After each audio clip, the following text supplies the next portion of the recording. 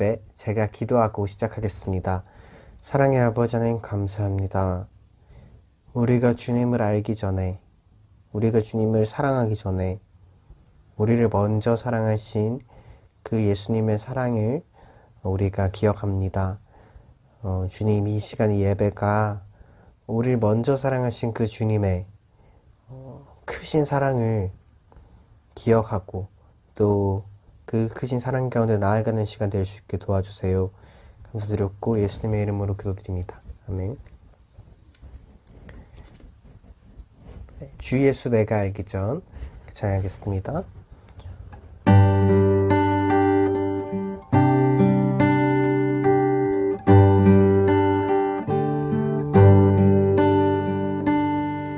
주 예수 내가 알기 전 날 먼저 사랑했네.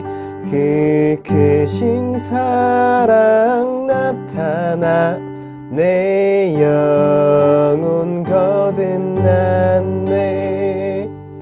주 내 맘에 늘 계시고 나 주의 안에 있어. 저 포도비유 같으니 참 좋은 나의 친구. 내 친구 되신 예수님 날 구원하시려고 그 귀한 몸을 버리사 내 죄를 대속했네. 나 주님을 늘 믿으며 그 손을 의지하고 내 몸과 마음을 바쳐서 끝까지 충성하리.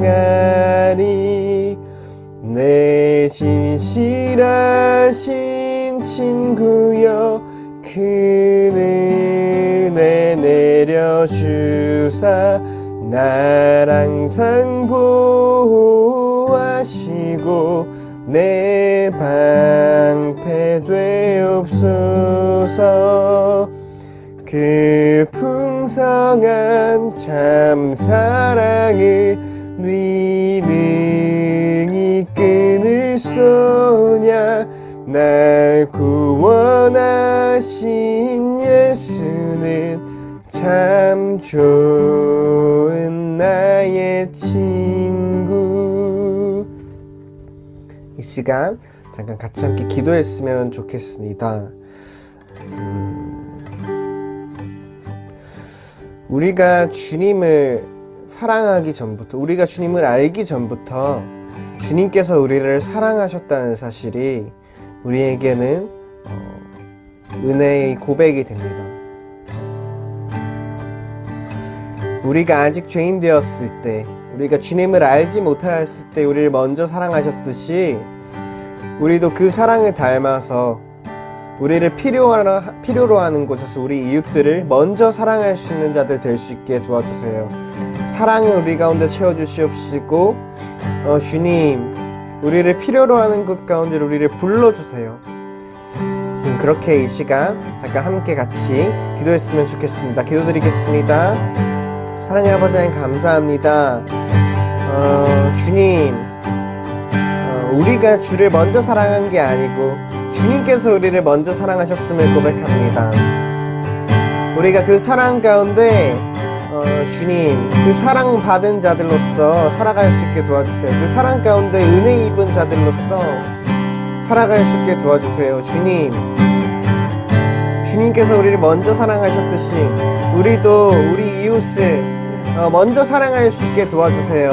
주님, 도저히 사랑할 수 없는 자들이지만, 도저히 사랑할 능력이 없는 자들이지만 주님, 우리 가운데 그 주님의 사랑을 먼저 누리게 하셨으니 그 능력 우리에게 부어주실 줄 믿습니다. 주님,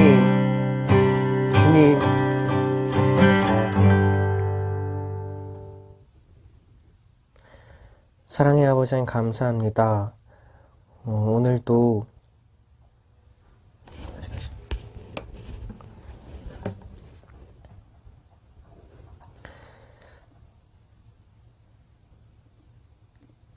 우리가 주님을 알기 전에 우리를 먼저 사랑하신 주님,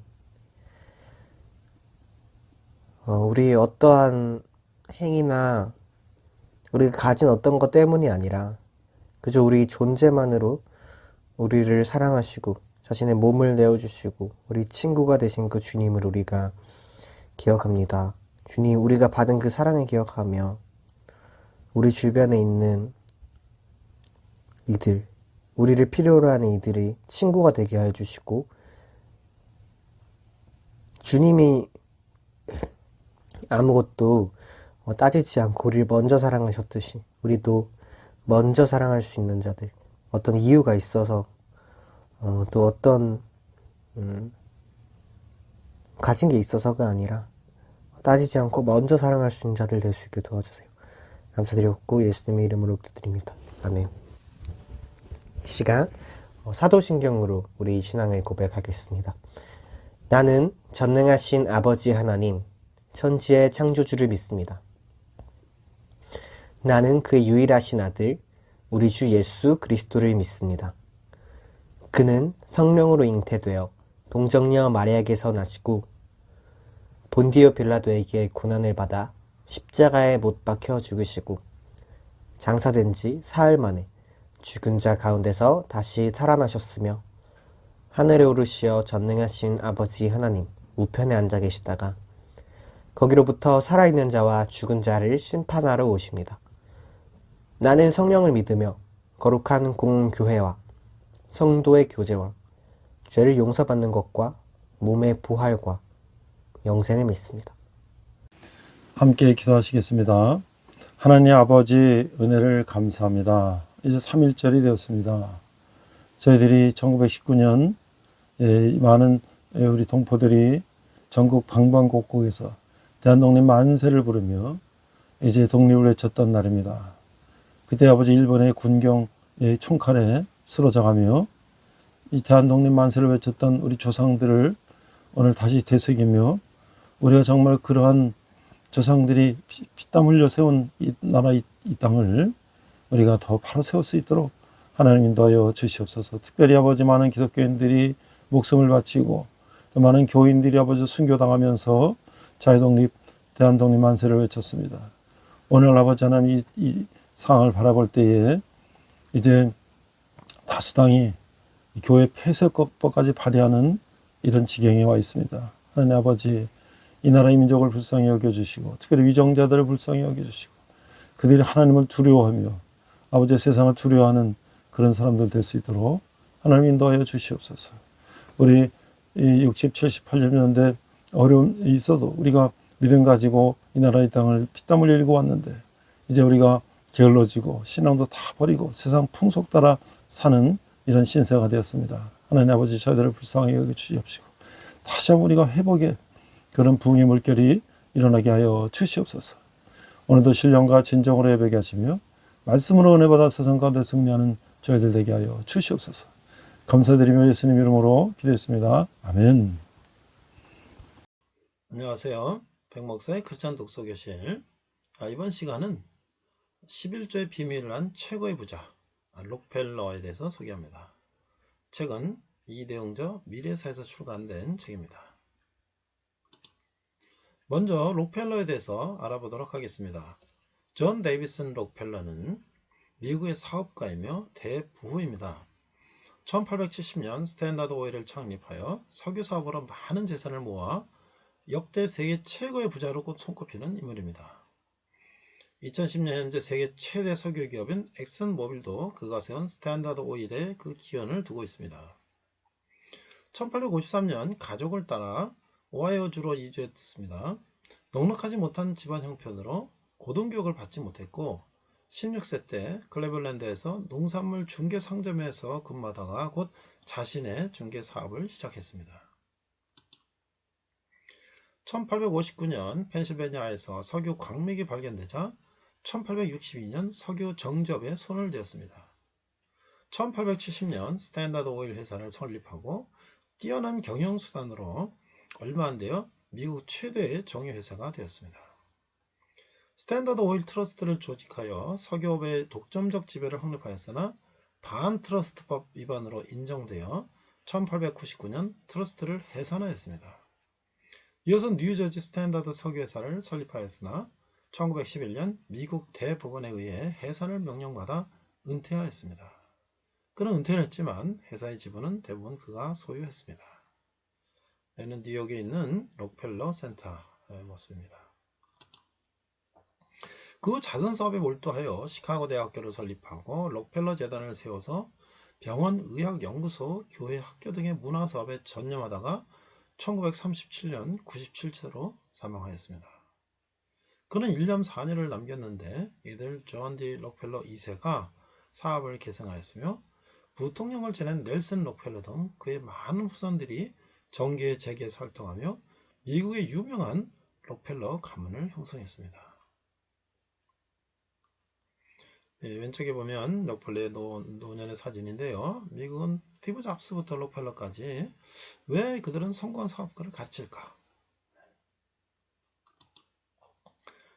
자, 이 11조의 비밀이라는 최고의 부자 록펠러는 이 책은 이렇게 소개됩니다. 록펠러는 인류가 자본주의 시대를 맞이한 이래 가장 많은 돈을 벌어들인 세계 최고의 부자입니다. 그가 벌어들인 돈은 현재의 가치로 따져서 빌 게이츠의 3배에 달한다고 합니다. 우리가 알다시피 빌 게이츠는 어마어마한 부자죠. 그런데도 현재 가치로 그보다 3배가 더 부자라고 하면 과연 록펠러는 얼마나 어마어마한 부자가 되겠죠? 이 책은 미국 전체 석유의 95%를 독점하면서 세계 최고의 부자가 되었던 록펠러의 평전입니다. 특히 이 책은 기독교인으로서의 록펠러에 주목하고 있습니다. 이 책을 읽고 나면 독자들은 록펠러가 어떻게 세계 최고의 부자가 되었는지 확연하게 알 수 있게 됩니다. 그는 가난한 가정에서 태어나 자수성가를 해서 억만장자가 되었지만 억만장자가 된 뒤에도 근검전략 정신으로 일관했습니다. 그는 일기를 쓰듯 평생 회계장부를 철저히 썼으며 수입을 온전히 계산해 온전한 11조를 하나님께 드렸습니다. 그는 학교에 들어가기 전부터 어머니의 가르침에 따라 98세로 세상을 떠날 때까지 한 번도 빠짐없이 수배 10분의 1을 헌금으로 하나님께 드렸다고 합니다. 세계 최고의 부자가 된 뒤에는 11조를 계산하기 위해 별도의 11조 전담부서에 직원을 40명이나 둘 정도였습니다. 고등학교를 졸업하자마자 작은 회사의 사원부터 성실하게 일해온 사업가 록펠러의 삶과 온전한 11조를 드리면 하나님의 복을 받을 수 있다는 성경 말씀대로 행한 기독교인 록펠러의 삶이 서로 교차하며 신앙에 근거한 신실한 삶이 가져다주는 성공의 미덕을 보여줍니다. 또한 노년에 이르러 자신의 부를 자선사업에 아낌없이 쏟아부음으로써 기감이 된 그의 모습에 집중합니다. 목차를 잠깐 살펴보면 11조 2센트 록펠러의 가족, 들성부른 떡잎, 어머니의 신앙, 달란트의 발견, 직장을 구하다, 성실과 정직, 사업의 시작, 자선활동과 신앙, 석유왕 록펠러, 본격적인 사업, 석유의 시대, 스탠다드 오일, 최고의 기업으로, 스탠다드 제국, 그 다음에 자선왕 록펠러, 쏟아지는 비난, 인생의 하프타임, 자선도 사업처럼. 11조의 비밀입니다. 11조 록펠러, 교육발전과 의학연구, 자선의 트러스트. 우리는 록펠러가 가장 부자라고 생각했고 더 독점적으로 그가 운영을 해 사업을 해서 부자가 됐다고 하지만 그는 이제 또 노년에 자선사업을 통해서 많은 사회에 기여하고 기부하고 또 학교를 세우고 이런 신앙인으로서의 삶을 살면서 그 후손들이 아주 훌륭하게 된 그런 가문을 일궈낸 사람입니다. 우리는 부자로서의 록펠러와 또는 사업가로서의 록펠러 또는 신앙인으로서의 록펠러를 이 책을 통해서 한번 살펴보면 좋을 것 같습니다. 이상 백목사의 크리스찬 독서기실이었습니다. 네, 오늘은 신명기 두 번째 시간으로서 현재의 경건한 삶과 미래의 비전이라는 제목으로 말씀을 나누고자 합니다. 또 부제목은요, 석유왕 록펠러라는 제목을 가지고 말씀을 나누고자 합니다. Today started the present pious life and the future vision. And the vice title is the Oil King Rockefeller. 오늘 본문은 신명기 12장 2절 3절입니다. 너희가 쫓아낼 민족들이 그들의 신들을 섬기는 곳은 높은 산이든지 작은 산이든지 푸른 나라 아래든지를 막론하고 그 모든 것을 너희가 마땅히 파멸하며 그 제단을 헐며 주상을 깨뜨리며 아세라상을 불사르고 또 그 조각한 신상들을 찍어 그 이름을 그곳에서 멸하라. Deuteronomy chapter 12 verse 2 3 Destroy completely all the places on the hill, on the high mountains, on the hills, and on the every spreading tree, where the nations you are possessing worship their gods. Verse 3 Break down their altars, smash their sacred stones, and burn their Asherah poles in the fire. Cut down the idols of their gods and wipe out their names from these places. 자, 현재 경건한 삶과 미래의 비전. 이거 봐서 이 신명기 12장에서 34장까지는 그 레위기, 앞선 레위기를 요약한 책이다라고 할 수가 있는데요. 자, 12장 12절에 23장은 섞이면 안 되는 삶과 미래 비전을 말씀하고 있어요. 자, 십계명을 주신 하나님의 마음으로 우리가 읽어야 되겠는데, 여호와가 복의 근원이시기 때문에 여호와 백성은 오직 하나님만 섬기며 그 주시는 복을 누리는 삶을 살기를 하나님 원하신다는 사실을 우리는 알아야 하는 것이죠. 우상이 결코 복을 주지 못하는 것이죠. 우리가 110편, 115편을 우리가 한번 참고해야 할 것입니다. A present godly life and the vision for the future, Deuteronomy 12 to 34, a book of summarizing Leviticus. Deuteronomy 12 to 23, a life and a vision for the future that must not be mixed. I urge you to read the Ten Commandments with the heart of God, who gave them, since Jehovah is the source of blessings. We must understand that God desires His people to serve Him alone and live a life enjoying the blessing He gives. Others can never bring blessings. Please refer to Psalm 115. 그래서 이제 이스라엘이 요단을 건너는 의미는 무엇인가?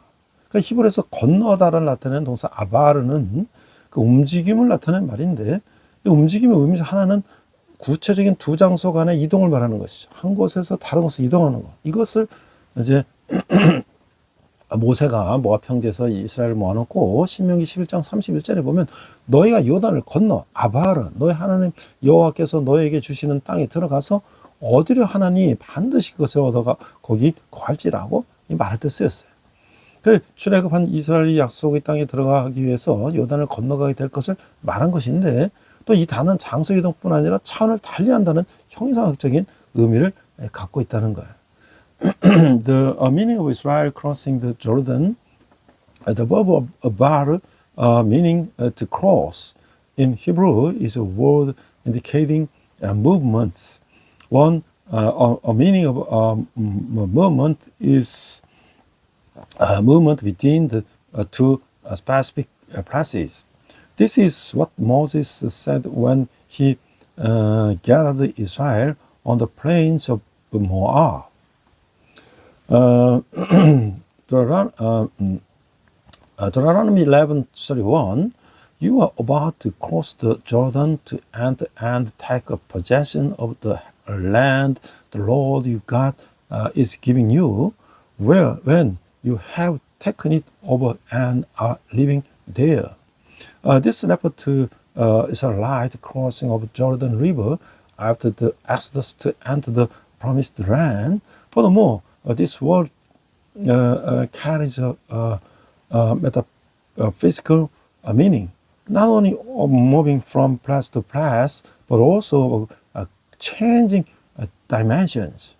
그래서 이전과 이후 상태가 질적으로 변화됨을 나타낸 말인데, 출애굽한 이스라엘이 홍해 앞에 서고 뒤에는 바로의 애국 군대가 추적해 오고 있을 때 하나님은 선지자 모세에게 홍해를 향하여 두 손을 펴서 홍해가 갈라지게 하고 이스라엘이 홍해를 건널 수 있게 하셨다는 거죠. 이때 이스라엘이 홍해를 건넌 거, 아바를 한 사실은 단순히 애굽에서 벗어나 가나안 땅으로 가는 지력의 이동뿐 아니라 애굽의 지배를 받는 노예 입장에서 자유자로 신분이 변화됐다는 사실을 나타낸 것이다.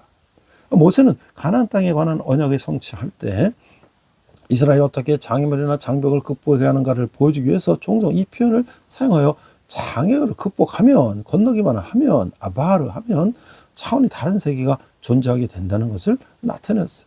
이 건너은 이스라엘이 요단이라는 장애물을 건너면 새로운 시작과 소망이 있음을 보여주는 단어로 사용됐다는 거예요. This phrase signifies a qualitative change between the before and after states.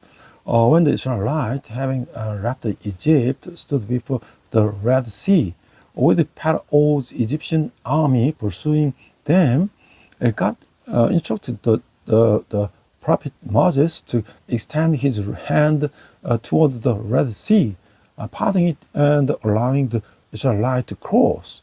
The fact that Israel crossed the Red Sea about signified not only a geographical departure from Egypt to the land of Canaan, but also a change of the status from slaves under Egyptian rule to freedom.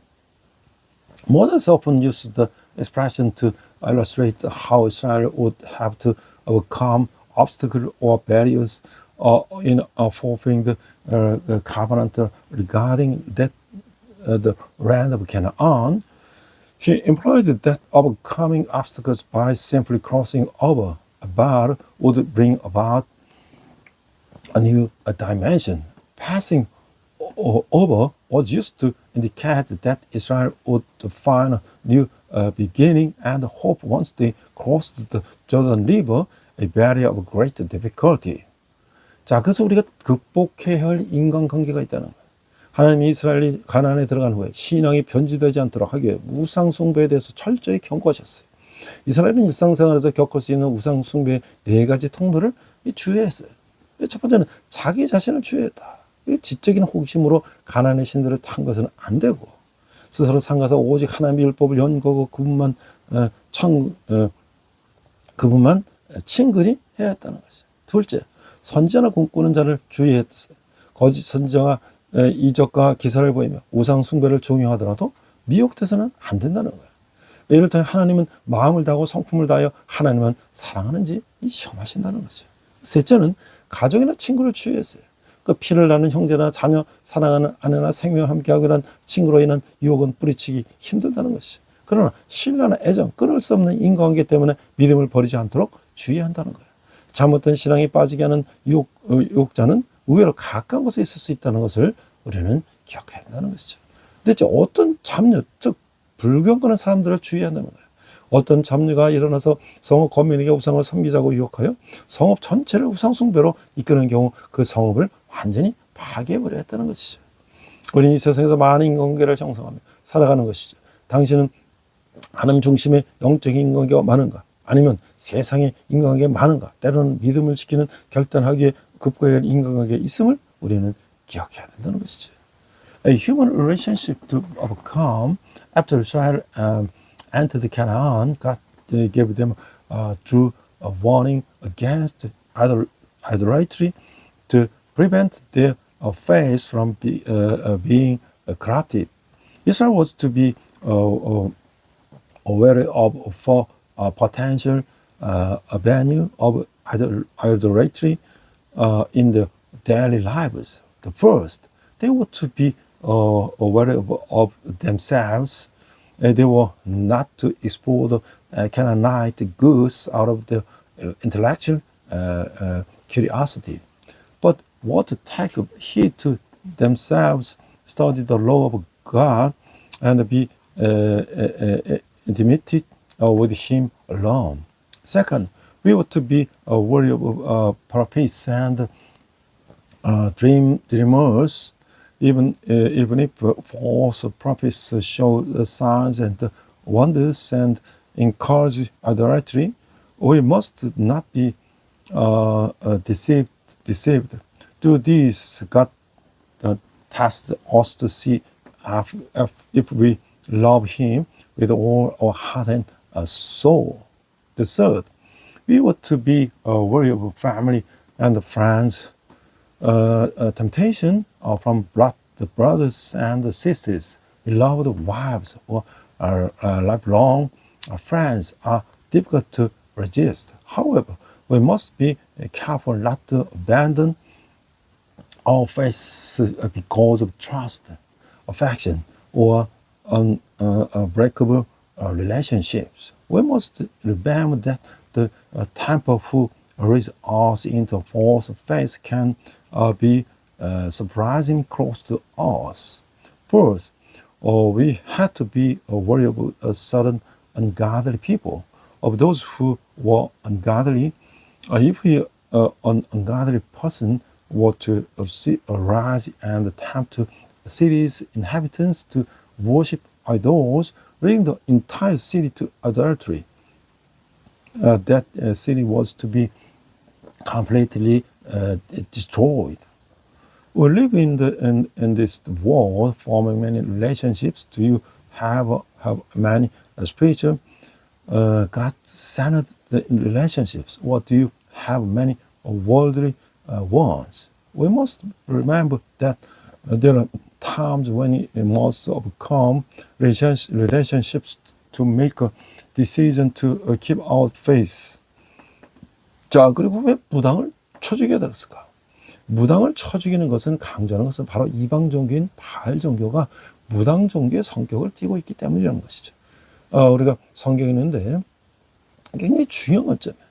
성경 전체의 관점이기 때문에 대단히 중요하지만 신명기가 말하는 하나님의 나라의 신앙과도 아주 밀접하게 연결되어 있는 거예요. 그래서 하나님 왜 가나안의 모든 것을 멸절하고 명령하셨는지를 우리가 이해할 수가 있다고 하는 것이죠. Why shamans to be killed? The emphasis on killing shamans is precisely because the pagan religion of Baal had to be characteristics of shamanistic religion. It's crucial because it's the perspective of the entire Bible, but it's also closely connected to the faith in the kingdom of God that Deuteronomy speaks of all. Only then can we understand why God commanded the extermination of all Canaan. 그 다음에 사형에 해당하는 죄가 있어요. 어떤 사회든지 도무지 용납할 수 없는 행위들이 있을 때, 그래서 어떤 공동체는 자체에서 그런 행위자들을 마땅히 처벌해야 한다는 형법 규정들을 두고 있어요. 형법은 자명하다고 인정되는 옳고 그런 것의 원칙들을 다루는데, 어떤 국가가 범죄로 인하여 인정하는 행위들을 보면 그 백성들의 도덕성과 가치관을 이해할 수가 있다는 거예요. 이스라엘에서 실제로 집행된 유일한 형벌은 사형이었는데, 사형에 해당하는 범죄가 십계명과 직간접적으로 관련이 있다는 것을 아주 중요한 의미를 내포하고 있어요. 그래서 어떤 이는 십계명을 고대 이스라엘의 형법이라고까지 했던 것이죠. 십계명은 엄밀히 의미에서 근대적 의미의 법은 아니었어요. 그러나 십계명은 준수한다고 하는 것은 하나의 백성으로서 자신들의 위치를 어떻게 이해하고 있는지를 반영하는 것이었다. 그러므로 십계명을 거스르는 범죄 행위는 언약 백성의 언약 신앙을 부인하는 것이었어요. 다음에 나오는 사형에 해당되는 범죄는 궁극적으로 하나님과의 언약을 부정하는 행위들이었다라고 하는 것이죠. The crimes punishable by death, even a society, there are acts that are utterly unacceptable.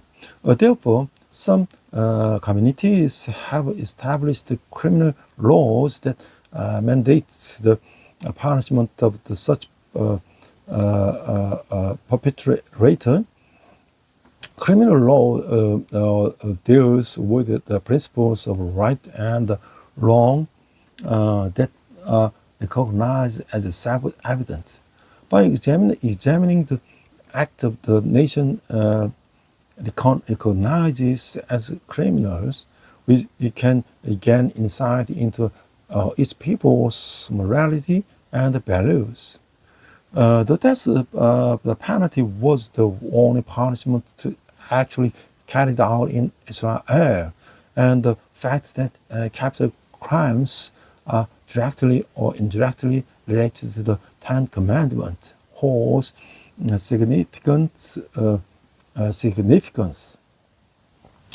Some have even called the Ten Commandments the criminal code of ancient Israel. Ten Commandments were not, strictly speaking, laws in the modern sense. However, observing them reflected how they understood their position as God's people. Therefore, any criminal act that violated the Ten Commandments was a denial of the covenant of faith of the covenant of people. The following crimes punishable by death were ultimately acts that denied the covenant with God. 첫 번째가 하나님을 거스르는 범죄, 우상 숭배, 신성 모독, 거짓 예언, 이것들은 모두 하나님과 그분의 백성 간의 언약 관계를 기본적으로 부인하는 행위였다는 거죠. 두 번째는 인간 생명을 거스르는 범죄, 고의적 살인이나 사람을 유기하는 행위나 인간의 생명과 자유를 존중하는 것은 구약율법의 중요한 주제였다는 것이죠. 세 번째는 가족을 거스르는 죄, 부모에 대한 범죄, 간음죄, 생명이 탄생되는 자연적인 배경을 방해하는 것도 범죄였다는 것이죠. The crimes against God are the adultery, the blasphemy, and false prophecy, etc. These would all acts that fundamentally deny the covenant relationship between God and His people. The second, crime against human life, intentional murder or kidnapping, respect for human life and freedom was a major the theme of Old Testament law. The third, crime against the family, sin against the parents, adultery, interfering with the natural background for the creation of life was also sin. 그 다음에 이제 11조 정신이 있어요. 그 신명기 14장과 26장에서 하나님 11조의 사용 정신에 대해서 가르쳐 주셨어요. 11조를 드려함을 강조하는 말라기 3장의 9절에 익숙한 우리는 이 9절도 잘 익혀 명심하고 실천해야 되는 것이죠. 여호와께 드리는 예물에 대한 태도를 언급하는 거예요. 받은 축복대로 바치는 것을 즐겨하시는 하나님을 우리가 기억해야 된다는 것이죠. The spirit of the tithing in Deuteronomy 14 and 26, the God teaches the spirit of thing. We who are familiar with the passages of the Malachi 3 that emphasize the need to this. Should also learn these passages well, take them to heart, and put them into practice. They addressed our attitude toward offerings to the Lord. Remember that God delights in offering according to the blessing He has received. 자, 우리가 이제 구별된 삶을 산다는 것은 무엇인가? 이스라엘은 거룩한 하나님의 자녀였어요. 그러므로 그들은 하나님의 말씀대로 구별된 삶을 살아야 했어요. 신명기 14장은 실생활 중 죽은 자에 대한 태도와 음식에 대한 규례에 있어서 이 사람이 어떻게 구별된 삶을 살아야 할지를 말씀하고 있는 거예요. 이방인들이 명단은 사람이 죽었을 때 자기 몸을 자해하는 행위를 하거나 눈썹 사이 이마에 이 털을 밀어서 혹은 죽은 자에 대한 지나치는 호상 행위를 일삼곤 했죠. 그리스도인들은 가족이나 친척, 친구 등이 죽었을 때 어떤 태도를 취해야 할까? 세상 사람들은 죽음으로 모든 것이 끝난다고 생각하는 것이죠.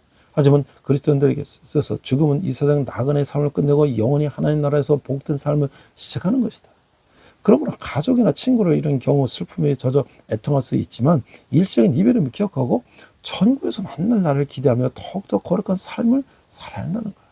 또 하나님이 먹을 것과 먹지 말할 것을 구별해 주셨는데 식사는 인간의 가장 기본적인 생활 양식이고 하나님은 이스라엘의 기본적인 식생을 마저 또 이방인들과 완전히 구별하심으로 그들이 항상 하나님의 백성임을 착할 수 있게 하셨던 것이죠.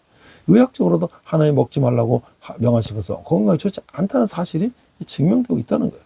우리는 삶의 진정한 목적이 무엇인지 끊임없이 확인한다는 것이죠. 우리의 목표는 행복이나 건강이 아닌 거룩인 것이죠. 그러므로 그리스도인들은 먹는 것, 입는 것, 말하는 것, 행동하는 것, 생각하는 것 등 모든 면에서 하나님의 철저한 심사에서 조금 더 떼묻지 않도록 노력해야 된다는 것이죠. Living a different life, Israel was God's holy children. Therefore, they were to live a different life according to God's word. Deuteronomy 14 tells us how Israel should live a different life regarding their attitude toward the dead and the dietary regulations. The Gentiles often resorted to self-mutilation or excessive acts of reverence for the dead, such as shaving the hair between the eyebrows. How should the Christian respond to the death of a family member, relative, or friend?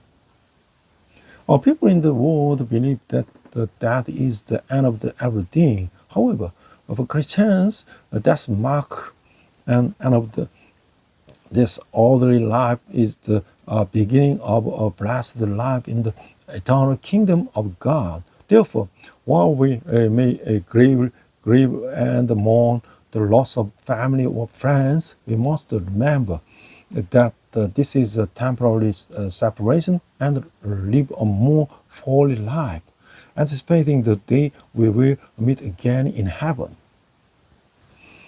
Furthermore, God has distinction between what we should eat and what we should not eat. Diet is the most fundamental aspect of human life. God even distinguished the Israelites' basic diet from that of Gentiles so that they would always be aware of their identity as God's people.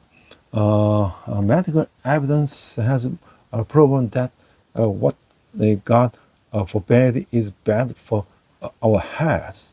We must constantly reaffirm our true purpose in life. Our goal is not happiness or health, but holiness. Therefore, Christians must strive to remain untainted by God's rigorous scrutiny in every aspect. What they eat, will, say, do, and think. 그러니까 신명기 17절에 보면요. 왕을 세울 때는 하나님의 방법대로 해야 된다는 거예요. 하나님이 이스라엘의 왕을 요구하실 것을 아시고 왕을 세우는 방법도 가르쳐 주셨어요. 여기는 하나님의 방법이 강조되어 있음을 우리가 보아야 하는 거예요. 하나님은 17장 14절 20절에서 그것을 이렇게 지시하고 계시는데 왕을 택하는 법궤는 뭐냐? 여호와께서 택하신 사람을 세울 것이고 이방인이 아닌 형제 중에 세울 것이고 왕들이 지킬 행동 원리는 뭐야? 말을 많이 두지 말고 아내를 많이 두지 말고 자기를 위해 은금을 많이 가지지 말고 율법서를 평생 옆에 두고 읽으며 그대로 해야 할 것을 강조했어요. 그러니까 불행하게 이 수칙이 솔로몬부터 무너지기 시작하여 왕국이 분열되고 결국 이스라엘은 멸망하는 비극을 맞이하겠다는 것이죠. Deuteronomy 17, appointing a king according to God's method. God already knew that Israel would ask for a king, and he instructed them on how to appoint a king. They must see that the God's method is emphasized here as well. God instructed them in chapter 17, verse 14 to 20. Rules for selecting a king. 1. Appoint a king chosen by the Lord. 2.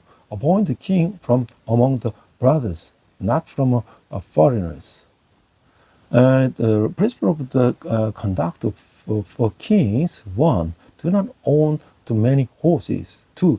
Do not have too many wives. 3. Do not keep too much silver or gold for yourself, for keep the book of the law by your side and read it throughout your life, practicing it. Unfortunately, these precepts began to crumble with Solomon, leading to the division of the kingdom and the eventual destruction of Israel.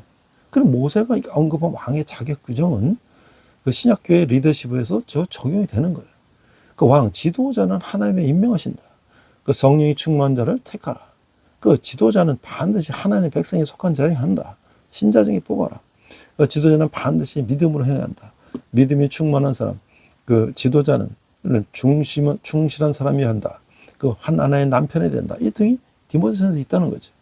The qualification for a king mentioned by Moses also apply to leadership in the New Testament church.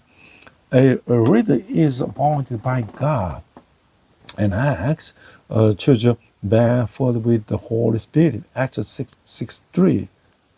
A leader must be a member of God's people, choose one from among the believers. 3. A king, the leader, must act in faith. I mean, for a faith, a king or leader must be faithful, the husband of one wife, 1 Timothy. The 4. 네 번째, 왕은 반드시 희생을 각오해야 한다. 더러운 일을 위하여 하지 말고 오직 즐거운 뜻으로 하며 맡겨진 자들에게 주장하는 사슬 하지 말고. 그 5번째, 왕은 지도자는 성경을 잘 알아야 된다. 깨끗한 양심의 믿음의 비밀을 가진 자, 또 지도자는 순종의 모범이 되어야 한다.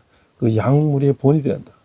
6번째, 신명기 19장 21절에 생명은 생명으로 눈은 눈으로 이 참의는 뭘까?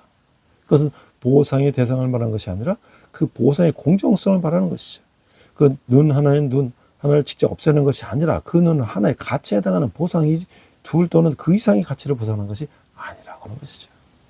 The first, a king, a leader must be prepared to make a sacrifice, do not do this self-gain, but with eagerness, as if lording it over those who have been entrusted to you. 1 Peter. 5. A king, a leader, must be well versed in the scripture, holding the mystery of the faith with a clear conscience. 1 Timothy. A king, leader, must be an example of the obedience, be examples to the flock. 1 Peter. The 6th. What is the true meaning of life for life, eye for eye, in Deuteronomy 19:21? It does not refer to the object of compensation, but rather to the fairness of the compensation. In other words, it does not refer to directly removing an eye for an eye, but rather to compensation equivalent to the value of the one eye, not to compensation for 2 or more. 자, 그다음에 이제 성경에 나오는 이 장로 역할이 있는데요. 장로에 해당하는 히브리어 자케는 턱수염을 뜻하고 시브는 백발을 뜻하는 것인데, 이런 장로는 나이가 지긋한 덕망이 있는 사람으로 한 사회에 지대한 영향력을 행사하는 사람명을 우리가 알 수 있는 거예요. 장로직은 이스라엘 이집에서 종살이할 때 이미 존재했고, 출애굽한 후에 이스라엘을 다스리는 모세를 분담하는 지도력도 행사했다는 것이죠. 성경에 나오는 장로의 역할은 다양한데 가장 주된 임무는 지방을 다스리며 물법 문제 분쟁을 해결하기 위해 정규적으로 재판권을 행사하는 것이죠. 장로들은 통한 판결권은 이스라엘 전역선을 통해 주된 법정의 역할을 했다는 거예요. 또한 공적인 문제들은 논의했고, 상업적인 매매도 증개하는 증인의 역할도 했고, 때로 장로들은 군사적 지도자 역할도 했다는 거예요. 정치적인 일에는 참여하여 왕을 세우는 일이나 왕의 고문 역할도 수행했다는 것이죠. 그에도 율법을 낭독하고 언약궤를 운반하는 역할도 했다는 거예요. The role of elders in the Bible, the Hebrew word for elder, zakan, means beard, and sheep means gray hair. This suggests that the old elder was an old, virtuous man who avoided the significant influence in society. Office of the elder already existed during Israel's slavery in Egypt and out in Exodus. They exercised leadership, sharing in Moses' work of governing Israel. The roles of elders in the Bible are diverse. Their primary duties include governing the local area and exercising a regular judicial authority to resolve legal disputes. The elders' authority to adjudicate served as the primary court throughout Israel history. They also discussed the public matters and served as a witness to commercial transactions. At times, the elders also served military leadership. They also participated in the political affairs, such as anointing kings or serving as royal advisors. They also read the law and transported the Ark of the Covenant. 그러니까 신약 시대 장로는 제사장과 함께 사내들인 공예의 회원으로 유대사의 종교적 정적인 지위를 가진 사람을 뜻했어요. 그러나 초대교회 때의 장로들은 성경을 가르치고 교회를 다스리는 역할을 하는 사람을 뜻했어요. 결론적으로 말하면 장로직의 역할과 형태는 다양하게 나타났지만 어느 사회에서나 중적인 지도 세력으로 작용했다고 하는 것이죠.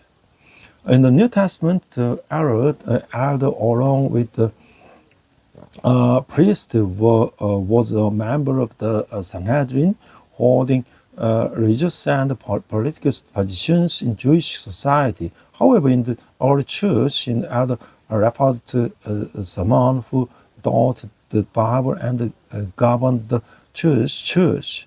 In conclusion, while the role and form of the eldership varied and served as the central leadership force in all societies. 자, 이게 아바르, 이 한 곳에서 다른 곳으로 건너간다는 것, 이 이집트 노예에서 자유인이 된다는 것, 이것이 이제 이 광야에서 가나안 땅으로 가는 것인데요.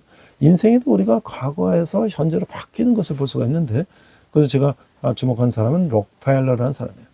이 1839년 7월 8일 미국의 사업가 대부인데 1870년 스탠다드 오일을 창업해서 석유사업으로 많은 재산을 모아서 역대 세계 최고의 부자로 손꼽히는 인물이 됐어요. 그 재산은 약 4,090억 원 달러인데 한으로 약 500조 원 정도가 되는데 2010년 현재 세계 최대 석유 기업인 엑슨모빌도 그가 세운 스탠다드 오일에 그 기원을 두고 있다는 거예요. 1839년 7월 뉴욕주에서 순회 판매나 아들로 태어나서 1853년 가족을 따라서 오하이주로 이주했어요. 농사까지 못한 집안 형편으로 고등학교 가지 못했고 심지어 때 클리브랜드에서 농산물 중개 상점에 근무하다가 곧 자신의 중개 사업을 시작했는데 1859년 펜실베니아의 석유 광맥이 발견되자 1860년에 석유 정제업에 손을 대었고 1870년 스탠다드 오일 회사를 설립하고 뛰어난 경영 수완으로 얼마 안 돼서 미국 최대의 정유회사가 됐다는 거예요. 스탠다드 오일 트러스트를 조직해서 석유업의 독점적 지배를 확립했으나 반트러스법 위반으로 안 인정되어서 1899년 트러스트를 해산하였어요. 이어서 뉴저지 스탠다드 석유회사를 설립하였고 1911년 미국 대법원에 의해서 해산 명령을 받아서 은퇴했어요. 은퇴를 했지만 회사의 지분은 대부분가 소유하고 있는데 그 자선 사업에 몰두해서 시카고 대학교를 설립하고 록펠러 재단을 세워서 병원, 의학, 영서, 교회, 학교 등 문화사업에 전념하다가 1937년 97세로 고인이 됐어요. 그는 1년 4년을 두었는데 이는 존 디 록펠러 2세가 사업을 계승했고 부통령을 역임한 넬슨 록펠러 등 그의 많은 후손들이 정계의 고위 공무원 재계 출신으로 미국의 유명한 록펠러 가문을 형성했다는 거예요. John Davis Rockefeller, born July 8, 1839, was an American businessman and tycoon. He founded Standard Oil in 1870 and amassed a fortune in the oil business, making him one of the world's richest men of all time. The fortune is estimated at approximately 400 billion, or approximately or 500 trillion won, as over 20 the centuries. ExxonMobil, the world's largest oil company, also traces its origin to Standard Oil, which he founded. Born July 8, 1839, in New York State, the son of the traveling salesman, he immigrated with his family to Ohio in 1853. Due to his family's modest financial situation, he was unable to receive the higher education. At the age of 16, he worked at a produce brokerage in Cleveland and soon started his own brokerage business. All after discovering oil deposit in Pennsylvania in 1859, he entered the oil refining business in 1862. He founded the Standard Oil Company in 1817, and with his outstanding management skills, it soon became the largest oil company in the United States. He established the Standard Oil Trust and established the monopoly over the oil industry, but it was found to have violated the antitrust law and was dissolved in 1899. He then founded the Standard Oil Company of New Jersey, but in 1911, the U.S. Supreme Court ordered its dissolution, forcing him to retire. Despite his retirement, he retained most of the company's shares. He then devoted himself to philanthropy, founding the University of Chicago and the Rockefeller Foundation, which supported the hospitals, medical research and institutes, churches, and schools.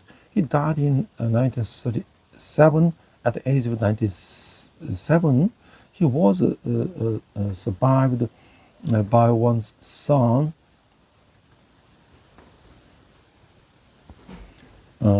and 4 daughters. His son, John D. Rockefeller Jr., inherited the business.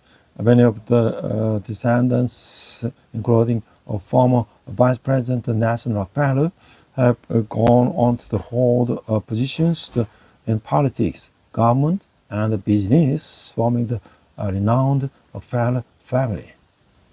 자, 1937년 5월 23일 서경 록펠러가 숨을 거뒀어요. 록펠러가 20세기 초 미국의 석유왕이라고 불리기 전까지 그의 행보는 현대의 어떤 것도 흉내기 힘든 대단한 사건들의 연속이었어요. 그런데 이제 당대 그 신화적인 부자들인 앤드류 카네기나 제피 모건과 더불어서 록펠러는 현대 경제의 별과도 같은 존재였어요. 자산 가치는 현재 빌 게이츠의 3배 정도라고 한 엄청난 재벌이었죠. May 23, 1937, Rockefeller, the patron king, passed away.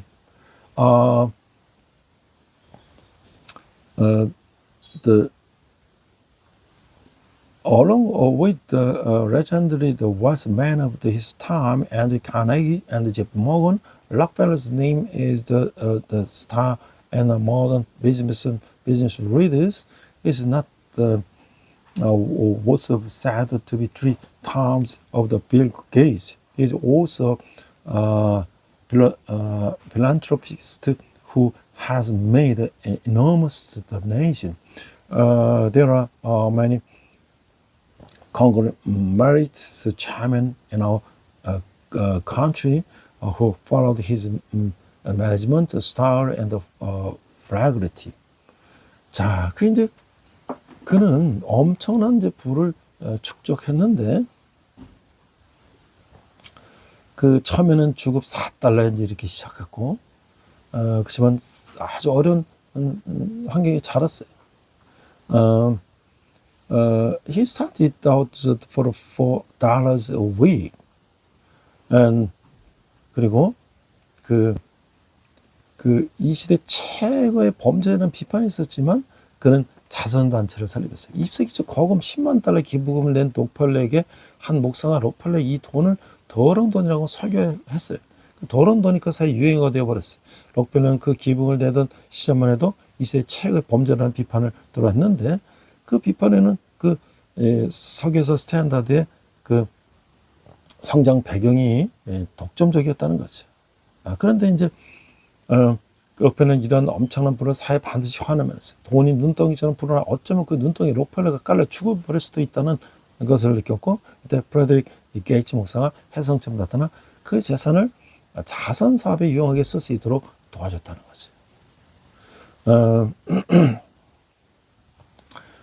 The criticism of the greatest criminal of our time and the establishment of the charity. In the early 20th century, Pastor Pritchett Rockefeller, who had donated the massive 100,000, calling it the dirty money, it became a social buzzword. Even during the time he made that donation, Rockefeller was already being criticized as the greatest criminal of our time. This criticism stemmed from the growth of his oil company, Standard Oil.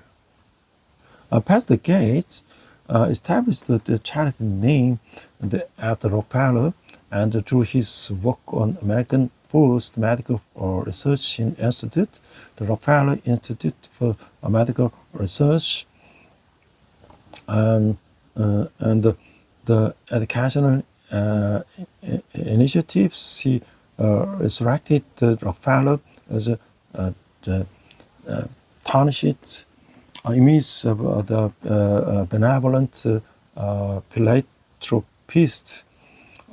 At the age of 97, Rockefeller, with his rebelled image, emerged as a rebelled figure in American as the great generation that had resented him gradually passed away. 자, 이제 록펠러는 그 엄청난 재산을 기부와 사회 사업에 쏟아붓어요. 록펠러의 시간은 바로 돈이었어요. 정신적으로 그 100년 동안 돈을 벌었는데 그것을 사회에 다 기부했어요.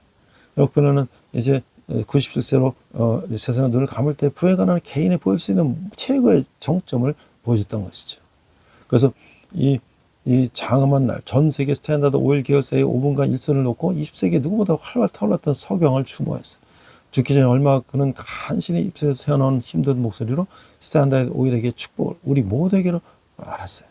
록펠러는 석유 세상을 움직이는 왕이었어요. 이 말은 자본주의 왕이라는 말과도 상통했어요. 그리고 엄청난 재산을 기부와 사회사업에 쏟아부었어요. 비판가들이 비아냥거려도 독실한 기독교 정신을 가지고 그의 방식대로 성경을 읽고 사랑을 실천한 신자였다는 거예요. 록펠러는 우리에게 참으로 어려운 존재, 어떻게 보아야 할지 판단에 다 서지 않을 수도 있어요. 무턱대고 비판하기에는 그가 행한 선행이 그림자가 너무 넓어요. 그렇다고 닮으라 없죠. 그는 그의 선한 눈을 닮아라. 이것을 우리가 배웠었다는 거죠. Rockefeller poured his enormous wealth into philanthropy and social entrepreneurship. Rockefeller was the king who ruled the whole world. This term is also synonymous with the king of capital. He poured his best the fortune into charity and the social causes. Despite the serious of his critics, he was a devout Christian who read the Bible and practiced the love in his own way. Rockefeller is truly a difficult figure for us. It may difficult to judge how to view him. The shadow of his good deeds is too broad to criticize unconditionally. Nor can we readily suggest emulating him. 자, 그래서 우리가 이 아바르, 이 과거에서 현재로 건너가는 걸 보면서 우리가 이제 할 것은 우리 자녀를 위해서 기도해야 된다는 거예요. 부모에게 순종하지 않고 항구하고 폐역한 자녀에게 성경은 탄하게 대처할 것을 요구했죠. 부모는 가정의 영적 리더고 자녀에게 무엇보다 부모의 기도가 필요하다는 거죠. 기도로 자녀에게 하나님을 알리고 가르칠 수가 있는 것이죠. 자녀를 위해서 기도하는 시간을 따로 내어 기도하는 것이죠. 그리고 순간순간마다 자녀를 위해서 기도해야 되는 것이죠. 자녀의 건강과 안전을 위해서 기도하고 자녀의 육체적, 정신적, 영적 발달을 위해서 기도하고 자녀의 삶 속에서 기쁨이 승성하도록 기도하고 자녀의 친구를 위해서 기도하고 자녀의 장래 배아를 위해서 기도하고 자녀의 큰 비전을 가질 수 있도록 기도하고 영적 형제 자매들에서 화목하도록 기도하고 자녀에게 특별한 문제가 있다면 더욱 기도하기를 힘써야 한다고 하는 것이고 자녀가 문제라면 다같이 우리가 기도해야 된다는 것이죠. Pray for your children. The Bible demands a firm response to children who disobey, are stubborn, and rebellious. Parents are the spiritual leaders of their families. Children need their prayers more than anything else. Through prayer, you can teach children about God and introduce them to Him. Set aside time to pray for your children and pray for them every moment. Pray for your children, the health and the safety. Pray for their physical, mental, and spiritual development. Pray for joy and abound in their lives. Pray for their friends. Pray for their future spouse. Pray for their vision. Pray for harmony with their the siblings. If your child has a special problem, you should strive to pray even harder. If your child is a troubled child, pray as follows. 첫 번째, 하나님의 현재 어려움을 사용하셔서 자녀의 삶에 그분이 의도하신 최선의 성취하시기를 기도하고, 두 번째, 자녀가 현재 직면하고 있는 갈등들이 그 행동을 일으키는 숨겨진 상처를 발견하는 계기가 되도록 기도하고, 특히 이런 반항의 시기에 사단의 자녀 삶을 지배하지 않도록 기도하고, 온갖 고통스러운 교훈이 장래에 다른 사람을 돕는 수단이 되어 있어 기도하고, 그 다음에 자녀가 반항하는 동안 상처를 끼치게 될 주변의 사람들에게 기도하고, 방탕아가 가정을 떠나 폐할 때 순진한 사람들이 종종 고통을 겪게 되는 거죠. 우리 자녀를 위해서 기도하는데 지치지 않기를 우리가 기도해야 된다는 것이죠. Pray that God will use current difficulties to accomplish His best in your child's life. Pray that the conflicts your child is currently facing will reveal the hidden wounds that led to their behavior. 3. Pray that the Satan will not have the dominion over your child's life, especially during the time of rebellion. 4. Pray that every painful lesson will become the tool for helping others in the future. 5. Pray for those around your child who will be hurt during the rebellion. Innocent people often suffer when the prodigal son leaves home and wanders away. 6. Pray that you will never tire of praying for your child. 기도하겠습니다. 이스라엘 백성들이 가나안 땅에 들어가기 전과 후가 달라지는 것처럼 우리도 예수 믿기 전과 후가 달라지게 하여 주시옵소서. Let's pray. Just as there's a light had to be different people, and after entering the land of Canaan, may we also be different people, and after believing in Jesus, we pray in Jesus' name, Amen.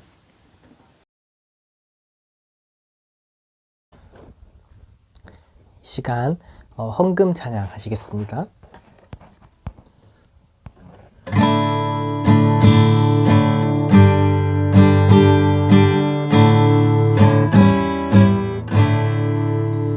내게 있는 모든 것을 아낌없이 드리네. 사랑하고 의지하며 주만 따라 살리라. 주께 드리네. 주께 드리네. 사랑하는 구주 앞에 모두 드리네. 아멘.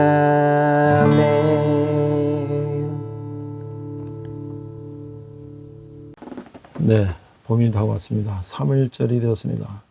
지금 나라가 참으로 여러 가지로 어려운 상황에 있습니다. 우리 많은 크리스찬들이 이 나라를 위해서 기도해야 될 것입니다. 나라가 바로 가도록 기도해야 될 것입니다. 특별히 3.1절을 맞이해서 우리가 이 대한민국이 독립하는데 우리 기독교가 얼마나 크게 기여했는가. 그리고 우리가 공산화를 막아내고 6.25 전쟁을 이기고 다시 민주국가를 세우는데 기독교가 얼마나 큰 공헌을 했는가를 우리가 다시 한번 되새기고 우리 기독교인들이 다시 한번 나라를 위해서 민족을 위해서 기도해야 될 것입니다. 자, 이제 여러분들이 원하시는 폰은 우리 캠퍼스 유학생 선교와 또 북한 선교, 또 아프리카 선교에 기하게 사용될 것입니다. 기도하겠습니다. 하나님 아버지 은혜를 감사해서 적은 예물을 주님께 드렸습니다. 예물을 쓰는 것마다 주님의 영광이 나타나게 하소서. 특별히 우리가 이 열방까지 복음을 전하는데 귀하게 사용되게 하여 주시옵소서. 지금은 우리 주 예수 그리스도의 은혜와 하나님 아버지의 흑전하신 사랑과 성령님의 감화등의 역사하심, 이스라엘 가기 전과 후가 달라진 것처럼 우리가 믿음이 없던 시절과 믿음이 생긴 이후가 달라지는 그런 삶을 살기를 다짐하는 은혜 예배드리는 모든 성도들이, 열방의 백성과 성교사님들이, 특별히 북한에서 고통받는 북한 동포들이 지금부터 영원토록 함께 하시기를 간절히 축원합나이다. 아멘. 우리 함께 선언으로 찬양하시면서 한 주간 승리하시기 바랍니다. 이 시간 함께 결단 찬양 선한 능력으로 부르시겠습니다.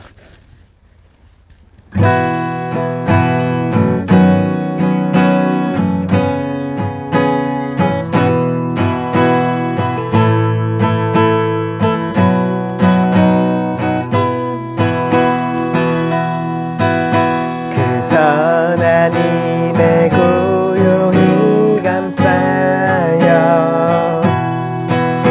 그 놀라운 평화를 누리며 나 그대들과 함께 걸어가네. 나 그대들과 하늘을 여네. 지나간 어물 어둠의 날들이 무겁게 내 영혼 짓눌러도 오 주여 우릴 외면치 마시고 약속의 구원을 이루소서. 그 선한 힘이 우릴 감싸시니 믿음으로 일어나를 기대하네. 주 언제나 우리와 함께 하루 또 하루가 늘 새로워. 주께서 밝히신 작은 촛불이 어둠을 헤치고 타오르네. 그 빛에 우리 모두 하나 되어 오늘 위에 비추게 하소서. 그 선한 힘이 우리 감싸시니 믿음으로 일어날 일 기대하네. 주 언제나 우리와 함께 계셔. 하루 또 하루가 늘 새로워. 이 고요함이 깊이 번져갈 때 저 가슴 벅찬 노래 들리네. 다시 하나가 되게 이끄소서. 당신의 빛이 빛나는 이 밤 그 선한 힘이 우리 감싸시니 믿음으로 일어날 일 기대하네. 주 언제나 우리와 함께 계셔. 하루 또 하루가 늘 새로워. 주 언제나 우리와 함께 계셔. 하루 또 하루가 늘 새로워. 주님과 동행하는 복된 한 주 되시길 축복합니다.